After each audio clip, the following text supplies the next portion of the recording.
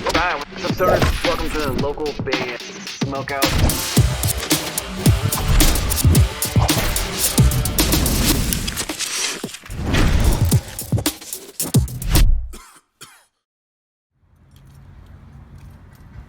You farted. Are we in Mexico? We're Chronic Trigger, and you're watching local band Smokeout. What's up, guys? Welcome to another local band Smokeout. I'm your host, is Highly Most BG. We're shooting a silver ticket today. It's the second one of the day, and it's actually on silver tickets. You can pick any song you want, and they have this. Jeff and Queen Lizzie have decided to do Hitm. And they let me pick any song. You've been saying it, you've been joking about it, but we're gonna make you own up to it because we're gonna do a Hitm song. Here we are. It's happening now. And they let me pick any song, and I thought this one would be the most fun to do. We will probably end up doing this again, I imagine, down the road, and we'll pick some other ones. But All I Do Is Party is kind of like the song that encapsulates what Hitm was about, because we were totally like I kind of thought people were not, they're gonna be like, no way. But I kind of thought we were like a little bit Motley Crue-esque, because we were really wild and we were kind of known for having that vibe. So we were like, let's make a song about it, and then let's try to encapsulate that in a music video. So this video was shot at, I believe, at like 8 or 9 in the morning. We had to do 2 videos that day, and we invited like maybe 60 or 70 people over to our guitarist's house, and we had a keg and like 10 bottles, and all of it was gone. Every single drop was gone by the end of the video shoot, which took like 6 or 7 hours. And then we left and went and shot the Halls video right after this. But you guys said you had some questions for me before we start. So let's take a question real quick. Yes. Go ahead, Lizzie. If you could recreate this video, like if you could put your own Hitm back together and recreate this video, who would you have in it? Like, as far as all the other musicians, like, what would you do differently? Definitely more bands. I thought it would be cool if we'd had, we used to have ice luges at our party, and we couldn't get one for this video, and I miss having the ice luge there. I thought it'd be cool if we should have had more shots of people like jumping off the roof into the pool, like Project X style. But Byron didn't want us to like break anything in his house, so we had to kind of like, there's already a lot of people there, and it was mayhem because they were all drunk by like halfway through the video shoot. So it was hard to like keep everyone together. But I don't know, I guess I'm always down for like in the middle of videos when bands have like little 30-45 second acting sequences. So I thought it maybe like looking back, it would have been cool if we had some like acting sequence of some kind. I don't know what, but I don't know. Let's start the song, and we'll do some more questions in a second. But I used to own a record label also called Rock Hop Records. It was basically like an in-house thing, but we had some releases, and that's why that's there.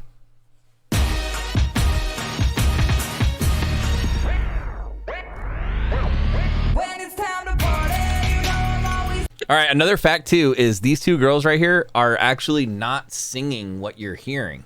That's 2 different girls that are in Cleveland on the track, but they couldn't be in the video, and these were our homegirls that we'd seen them live a couple times, and they wanted to come and do the video shoot anyway, and they have like a similar sound, like vocal wise, so we were like, let's just, no one will ever know.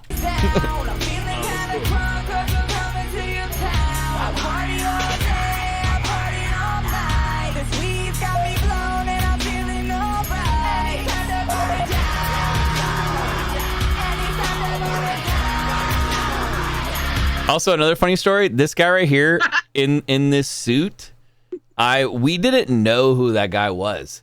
He just came around the back when we were nearing like the end, and he just ended up making some shots, and he was like, it's cool, you guys can throw me in the pool. And we were like, all right. We think he was a neighbor, but even Byron didn't know who he was.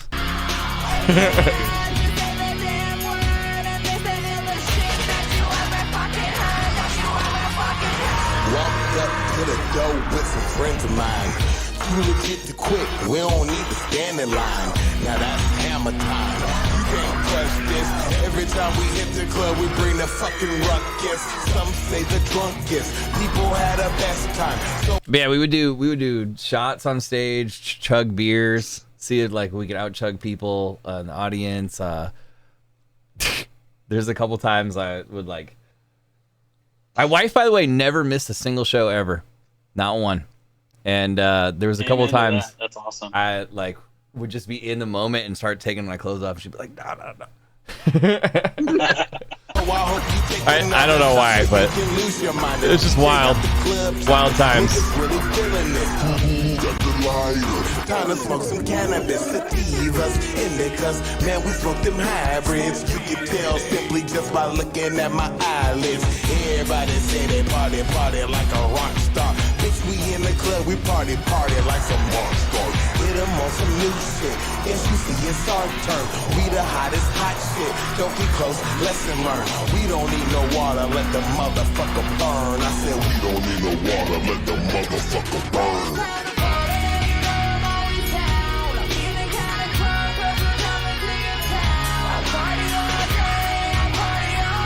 I saw another Easter egg. Hold on. See this right here? This sticker? Yeah. It says everything leaks because I used to run a website called Everything Leaks, and that's what the PayPal is still to this day for people that do PayPal stuff. But it's Everything Leaks. But that's a little Easter egg.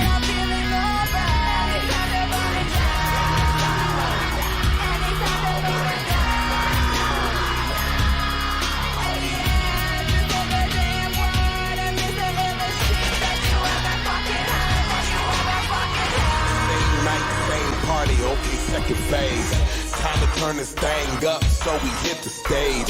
Rock hop, you know we don't stop. Here to make the club rock. Another tidbit. I got a bunch of little tidbits. So the little like weird like background noises and stuff were like a producer last second edition. Our producer's name was Don DiBiase, and on the final day of the second time we were there, like to finish the album. We did not finish it the first time. Each one of these trips, by the way, was like 4 or 5 nights in Cleveland. We were doing like final gang vocals. In fact, we were like running out the door as we're finishing gang vocals. And then he called me a little later that day and he was like, I was playing around with the gang vocals and I had this idea for all these little dubstep sounds and weird little like, and I was like, okay. But those weren't in the thing. They weren't in the song when we left originally. So you guys would go all the way to Cleveland to record? Yeah, we at the time, it's kind of a long story, but at the time we that producer did Black Veil Bride's album. That label, what was the name of that label? I don't remember the name of the label, but we were like in talks with them to maybe like sign with them. They had other acts but like that weren't all like metal based. They had like some hip hop stuff going on also. So we kind of fit in a little bit because we were like a little bit emo screamo-y meets hip hop, and right. It ended up not being like the best deal at all. So we just ended up just going. It seems like the most of the deals aren't nowadays. So it's like you either want to. And that's nowadays. They were really bad back then. Yeah. But that had nothing to do with the producer. He was just there to make sure we got what we wanted out of the experience, and he totally did. He was straight edge, so it was interesting allowing us to like party hard around him. But he was professional. Mm-hmm. He was awesome. So did you guys party real hard during the recording process too? Yes, you can see all this footage. You can see all this footage. It's all on YouTube, like of us recording it years and years ago. And that's awesome. They had arcade beams in the room and like a refrigerator. They had like a little movie theater projection screen at like you live at this location and then you walk out your door and 5 feet in front of you is the studio that you record at. And they have like multiple bunkers for bands and stuff. But they also have like a vending machine with like, snacks and all kinds of stuff. But then they had a beer vending machine. And we sold it out by the second day. Jeez.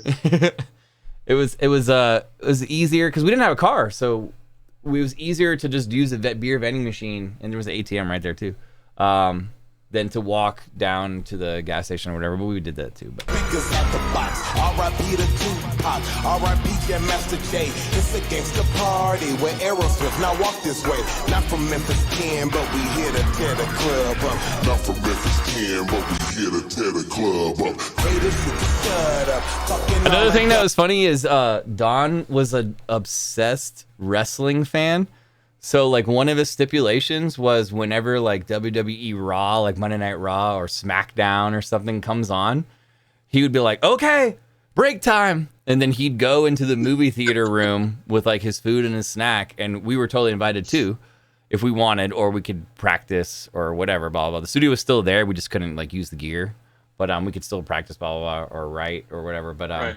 we would have the little 2-hour wrestling session. And he was lit as during those things. Like he'd be screaming like, "Get him, Stone Cold!" I'm like, yo. And then as soon as it's over, all right, boys, back to the studio.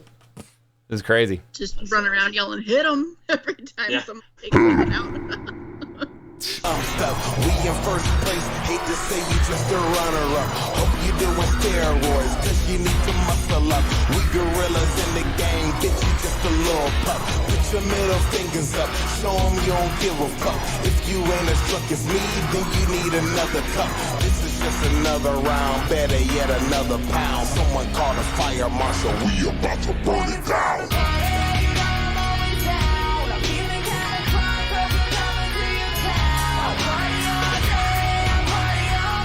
What's funny about Byron too, Byron right here on guitar, right there, he grew up like a Maiden fan, like a Slayer head, like all that stuff, and then he got into like death and like really, really crazy black metal and stuff. All he does is make EDM music now. Never. Really? I don't think he picks up the guitar. Like I'd only see him probably like once every 4 or 5 months maybe, but he's always in downtown Pomona, Lizzie, doing like EDM gigs and stuff. He's a big house music guy, and as you guys know, I saying that when we were up there. I just can't get into house music that much, so I don't go to a lot of the events. I don't like the I don't like the repetitiveness of house. Just Right. over and over. So But there's I got some a gems that are question cool. for you real quick before we go on. Yeah, what's up? So, what are your contributions to this song specifically that are like your stamp on this song? Like, is it just the background screams and the screams, or is it? No, do you have something I'm all specific over this that one. Stands out? So I specifically was like, I want to do a party record. I wanted like, so I found the original beat for it and then demoed the entire hook. And then we ended up scrapping the vocals because it had like some vocals already on it. We ended up scrapping that and changing the beat. And then I produced the whole demo for it and helped Gene like arrange and talk about weed here, talk about partying here, talk about this and certain things. But he generally would write his lyrics, but he would be like, "What do you think about this?" And I'd be like, "Oh, say it this way, say it this way." So like definitely melody influences. And then so a lot of times I'll like over scream some demos and then tone it back. So like a lot of them won't make it. I feel like there was, especially in the Rebellion they had me do, which Gene was in also. It was a lot of like, he'll be rapping and then I'll be like, blah, blah, blah, like underneath like a rap part. And we kind of decided to take a lot of that out and hit him and be more of like, here's his part and then here's my part, instead of like constantly screaming underneath his part over and over and over again. But sometimes some of the demos would start that way.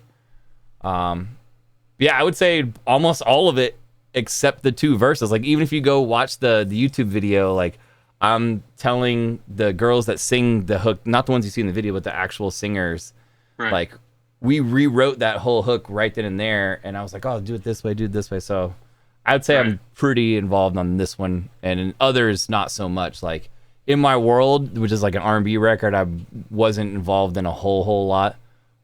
Just some like background singing stuff at parts, but that one was mainly like a Gene record, I would say. So are there other Hitm songs that you sing on versus just scream, or is the screaming like your thing that you did? No, I would sing in a lot of them, like Bumpy Road, In My World I sing a little bit on. Halls is mostly screaming, there's no singing on that one. Although What about on Waste My Time?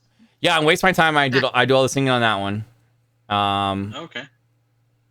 All on the Line, I sing on that one, but it's like a overdub singing to like somebody else sings that hook also, somebody we met in Cleveland, and then I sing like with him if we did it live.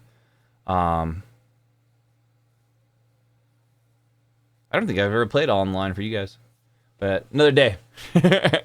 Yeah, Tuesday or Monday. There we go. Let's finish it. Let's finish it out.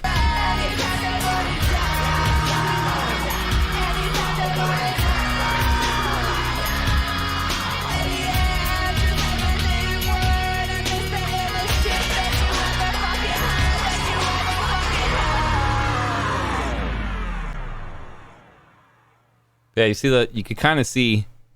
It's hard to see, but some bottles like starting to stack up all over the place by the end. Those were beer bottles. Those weren't even like keg cups or anything. But yeah, so that's that. That was a fun one. That was probably Dad and Halls were definitely the fan favorites that people would be like, yes, we were waiting for this. So we'd save these ones. This one would probably be Halls would always be our last song, and then this one would probably be like a fourth or fifth one in the set to like juice everybody This is a up. good vibe. This is just a party vibe, and it shows in the video, but the song itself, it rings out. I feel it makes me want to party. That was the goal. Hell yeah. Did you do your own eyeliner, or did someone do it for you? Hey, it's Skyliner. You get it right. I would do it all, and I used to have different color eyeshadows and everything. I would do purple, blue, or red, or black. But that was always that plus the eyeliner, and then I would smear it to like give it a little bit of a. So does that ever come out again? Do you ever put your makeup on for lyric and show off? No, not for lyric. But if it was the right occasion or something, I don't know, I would be down. Like, I'm not against doing it anymore. I don't feel like I'm past that scene, because I'm totally still like an emo head at heart. Oh, absolutely. And it's funny, Lo was talking to somebody yesterday, one of our cousins or her cousins, and she was like, she's mentioned something about My Chemical Romance, and she's like, BG loves My Chemical. I was like, yes, please. Yep. I love that band. You know what's funny is I absolutely hated emo when it was first out, because I was that cool kid. I listened to Korn and Limp Bizkit, all the Deftones, and it was like, oh no, not emo. But now it's like emo's the one that sticks around to me, like Hawthorne Heights, My Chemical Romance. Like, those are my guilty pleasures. Hell yeah, I love them. Warped Tour, man, I miss it. Absolutely. Well, Platinum member Jeff of the Platinum member band said it. And of course, Queen Lizzie, we appreciate you guys doing this. The silver ticket, man. We're not worthy. It's a lot of fun. You totally are worthy, so I'm not gonna push the button. But yeah, I am your host, is High the Most, guys. Of course, cheers, keep blazing, and we'll catch you next time. Peace. We give it a 10. Damn. I gave it a 10. I gave it a 10. I gave it a 10. A 10. A fucking 10.